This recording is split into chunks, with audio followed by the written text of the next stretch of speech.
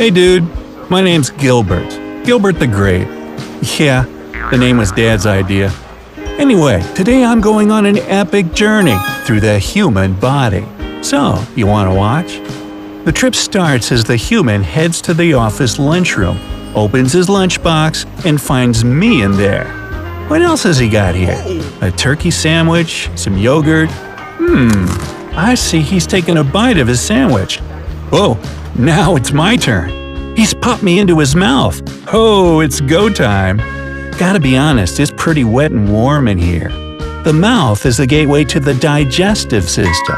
That system is designed specifically to transform food into useful nutrients that keep you energized and help your cells grow and repair. So, once you grab the first bite of whatever you're eating, you turn on the digestion machine. As you chew, food is broken up into pieces to make the process easier. Saliva comes in handy as it mixes with food and breaks it down even more. That way, your stomach doesn't have to digest whole chunks of food. By the way, here's a fun fact. The amount of saliva you produce in a year could fill 2 medium-sized bathtubs, almost a pool full of drool. Wow, it's really raining spit in here. Ew. Whoa, I better watch out for these teeth. Wouldn't want to end up like Turkey Boy over there. It's hard since this guy is using his tongue to roll food around in his mouth and toward his teeth. I really don't feel like becoming jam today, so I'm gonna just bypass all this chewing. Down the chute we go! Whee! We're now heading into the throat. They also call it the pharynx. Uh-oh, fork in the road. Which way do I go? Eeny, meeny, miny, mo. Looks like this way we must go. Hang on. Oh, I think I took a wrong turn. Why is everything shaking? Oh, poor human is coughing like crazy. Somebody give him a nice slap on the back. Ah, there we go. Coming back up. Ooh, sorry, dude. Whew, that was close. Almost ended up in his lungs. That wouldn't be very good. Alright, I'm back on the road, so let's give it another try. I've correctly turned into the swallowing tube that goes by the sophisticated name of esophagus. I like to call it the food chute, but it's a lot less spacey than I imagined. I'm kind of getting squished in here. Uh-oh, how do I keep going down? Oh, I see. The muscles in the walls of this guy's esophagus are squeezing behind me and relaxing in front of me. This is a process called peristalsis, and it's what moves me through your digestive system. A couple of seconds later, and we've now reached the end of the tunnel. There's a muscle here that opens up to let food into the stomach and keeps it from coming back out into the esophagus. It's kind of like the TSA in a way. Hey, I'm just a tourist here, sir. Please let me in. Yay! I've passed through the valve and into the stomach. It reminds me of a sack, and let me try those walls. Whoa, that's a strong one. It's all muscle. I'm not surprised, actually. The stomach holds, mixes, and grinds the food up into a mush, so it has to be pretty strong. Quite honestly, this doesn't look too… Oh my, what's that? Ow, that burns like crazy. Oh, hot. I gotta get out of this stomach acid or else I'll turn into liquid or paste like turkey sandwich over there. That's okay, I've come prepared. I brought this handy-dandy little device that'll encase me in a protective bubble. Your food usually doesn't have this, but hey, I got connections. It's classified. I just have to push this button. There. Now I can keep talking to you the whole way instead of turning into grape jelly. Next stop, the small intestine. This long, coiled, snaky organ is made up of 3 sections. When I say long, I mean it. If you spread it out, which I don't recommend doing because you need it to be coiled and inside of you, you get a tube that's over 20 feet in length. Yep, that's as long as a giraffe is tall, all stuffed into your insides. I must say, it's pretty warm in here. Almost feels like a tropical resort. Except I'm in an ocean of bile. Oh yeah, I'm protected in my little bubble. No worries. Bile is crucial to digest fat and take all the waste out of your blood. So be thankful your liver produces it. Your pancreas also helps the process with some good enzymes. And that thing over there that looks like a pear, that's the gallbladder.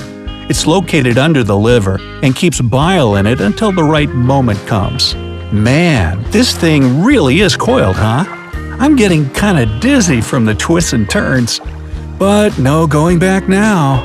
These contracting intestinal walls keep pushing me forward. Looks like I'm already in the final section of the small intestine and on to the next leg of my journey, the large intestine.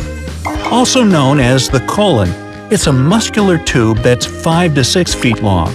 Hold the phone. Shh. Do you hear that?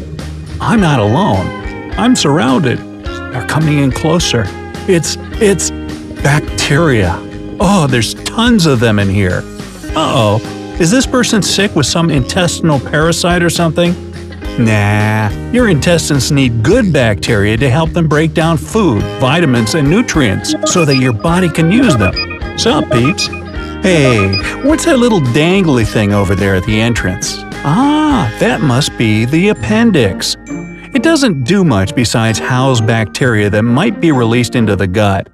It's also got some tissues that are useful for your immune system. But it's mostly a useless little thing, so people can still live without it. Hey, if your appendix gets inflamed, a doctor will cut it out of you. Really? Looks like this guy still has his. Good for you. Anyway, we're now in the large intestine, and I'm glad it's a little roomier in here. Had I not grabbed my fancy top-secret protective bubble, I'd be talking to you now as a liquidy, yellowish mush of waste. As these muscle contractions push me through the colon, I'd have all the water sucked out of me. My final form? Stool. Yep, poo, doo-doo, number 2, whatever you like to call it. It's formed in the large intestine. Still, loads of bacteria all over the place. They're really hard at work, eh? Well, there can't be too little or too many. Otherwise, you'd have digestive problems like food intolerances. They also play a major role in your immunity, and that's why you have trillions of them in your gut. Hey, keep up the good work, guys. I'm on my way through the left colon. When it gets too full of stool, it decides to dump it all into the rectum because it can't hold it all by itself. It usually takes about 36 hours for what's left of your food, not much now, just waste, to reach this point. But I've been speeding through this journey because I've got some other great stuff to do. So let's head to the rectum already. Geronimo! The rectum is a straight chamber that's about 8 inches long. It has special sensors like this one or that one there that let you know when there's something you should get rid of. They send a signal to the brain when stool or gas want to make their exit. That's about the time when a thought pops up in your brain. Oh, gotta go to the bathroom. If the moment is right for you, that is, you find a toilet, the sphincters relax and ta-da! Your stool makes its exit. Bye-bye, pizza from yesterday's breakfast. What? No one else here has cold pizza for breakfast? Alright, then let me know down in the comments what your typical breakfast looks like. Anyway, when the moment isn't exactly right to release stool just yet, your sphincters contract. Those rectum sensors help too, so that the urge to release its contents disappears for a while. You should be happy when your rectum and sphincters are working hard to keep stuff in when the timing isn't good. Like when you're driving to work, on a date, getting groceries, sleeping. But when you just can't resist the urge anymore, the external sphincter gives you a couple more minutes or however long you need until you make it to the bathroom. Well, not sure if the human is ready, but I'd really like to go now. Maybe I can hotwire these sensors to make my great escape. Oh yeah, this guy is at work, isn't he? This is gonna be awkward. Of course, normal food doesn't leave your body in such a graceful manner. You wouldn't even recognize what was what. But as for me, Gilbert the Grape, I still have important things to do today. So, hey Bob, let's hit the John. I'm out of here. Bye! Well, that was different. Hey, if you learned something new today, then give the video a like and share it with a friend. And here are some other cool videos I think you'll enjoy. Just click to the left or right, and remember, stay on the bright side of life.